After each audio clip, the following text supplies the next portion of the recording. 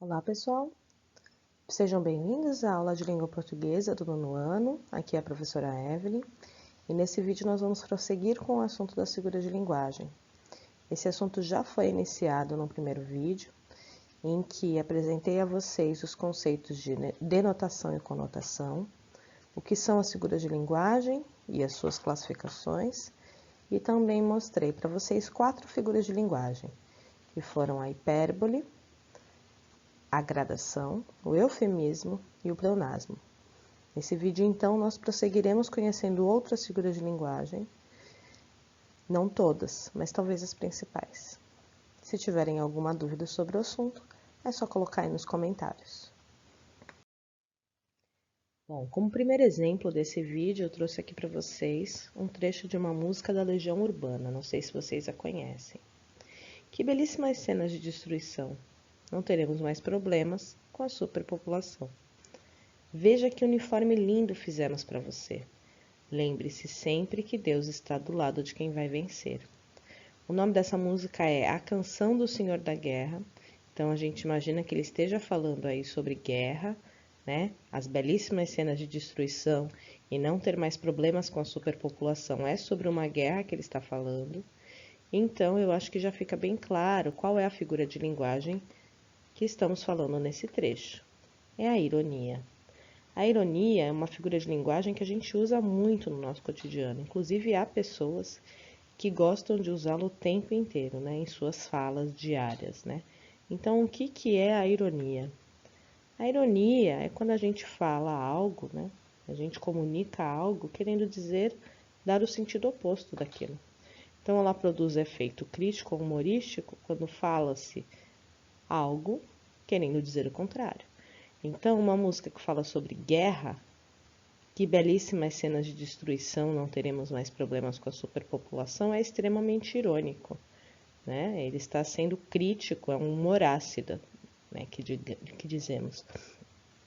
Porque as cenas de destruição de uma guerra não são belas. Não ter mais problemas com a superpopulação significa que todas as pessoas morreram. Então, esse trecho é extremamente irônico, querendo criticar uma situação.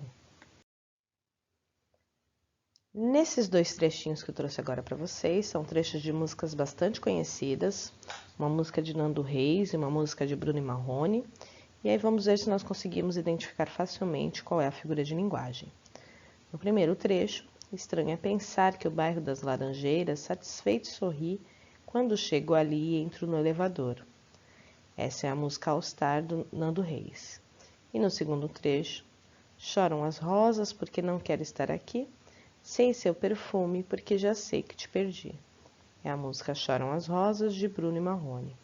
Então, se observarmos bem, nós vamos notar que esses dois trechinhos, estranho é pensar que o bairro das Laranjeiras satisfeito sorria quando chego ali, e Choram as Rosas, têm algo em comum.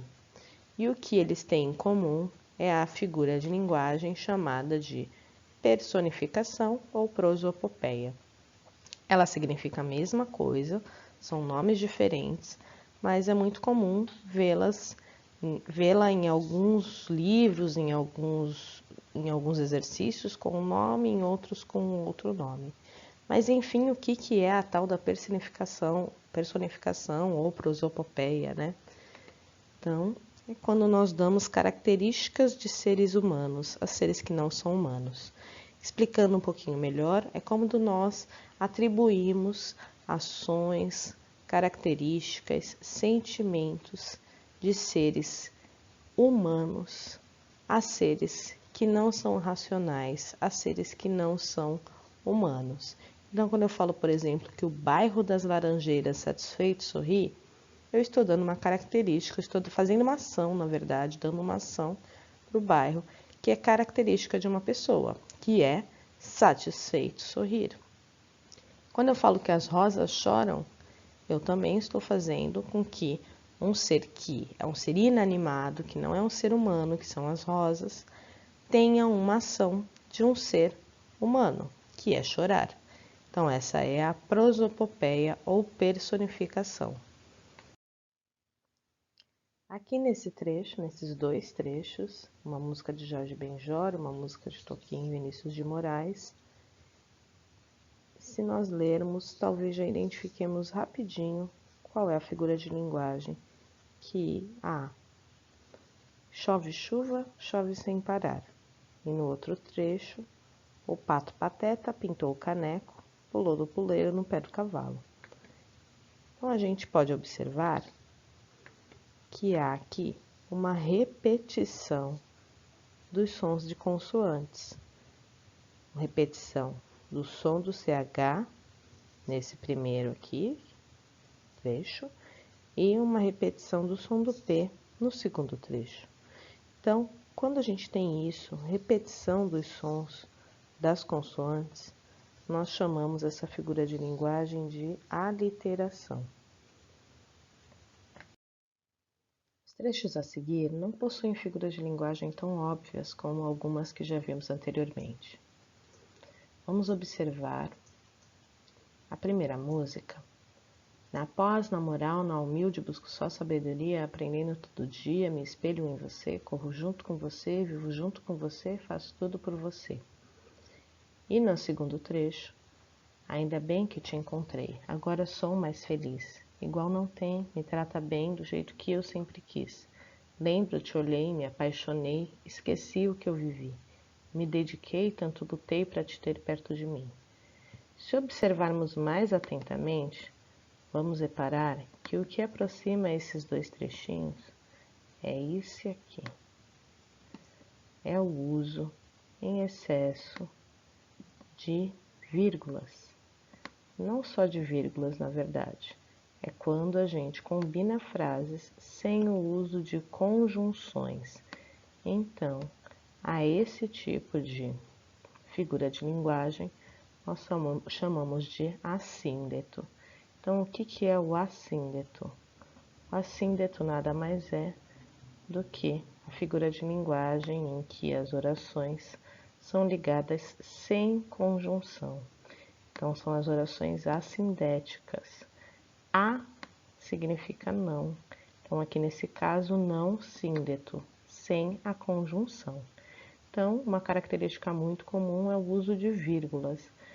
A conjunção mais comum que a gente vê é a conjunção e.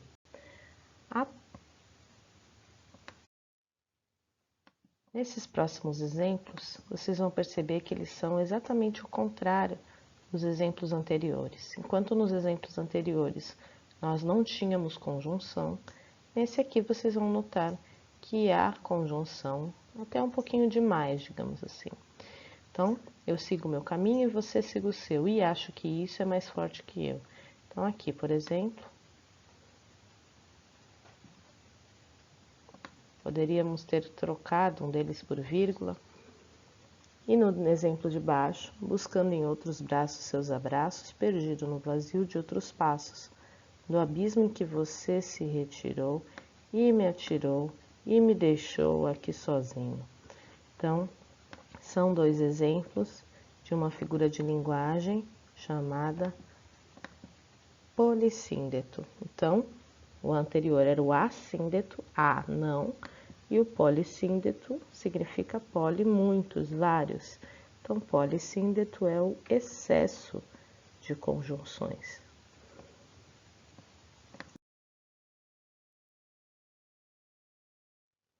Os próximos exemplos são de músicas bastante conhecidas que fizeram bastante sucesso recentemente.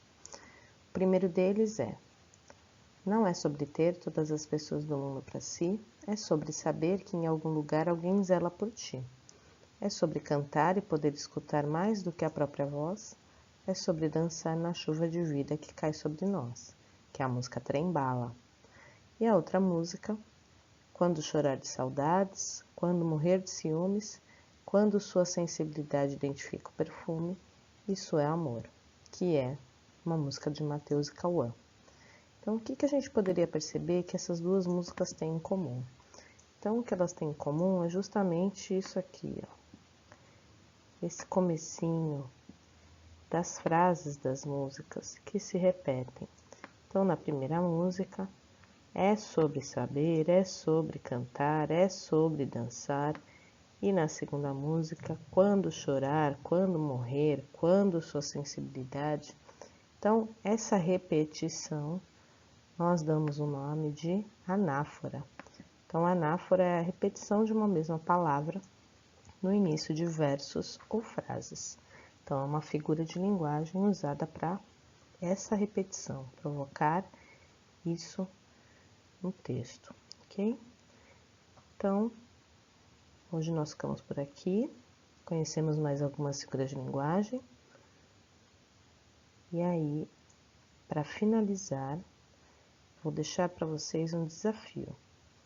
Então, e o desafio é o seguinte: vou deixar aqui um exercício para vocês, que é um pequeno texto, um parágrafo, para vocês me dizerem se vocês conseguem identificar todas as figuras de linguagem presentes nesse trecho.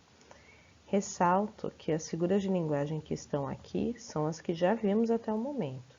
Então, não há nada que não tenhamos visto até o momento, ok? Então, vamos ver o trechinho. Às 7 horas da manhã, a rua acordava.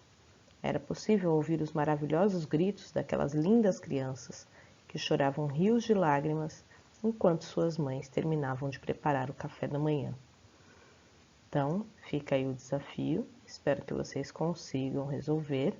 E até a próxima aula, onde finalizaremos o assunto das figuras de linguagem. Um abraço!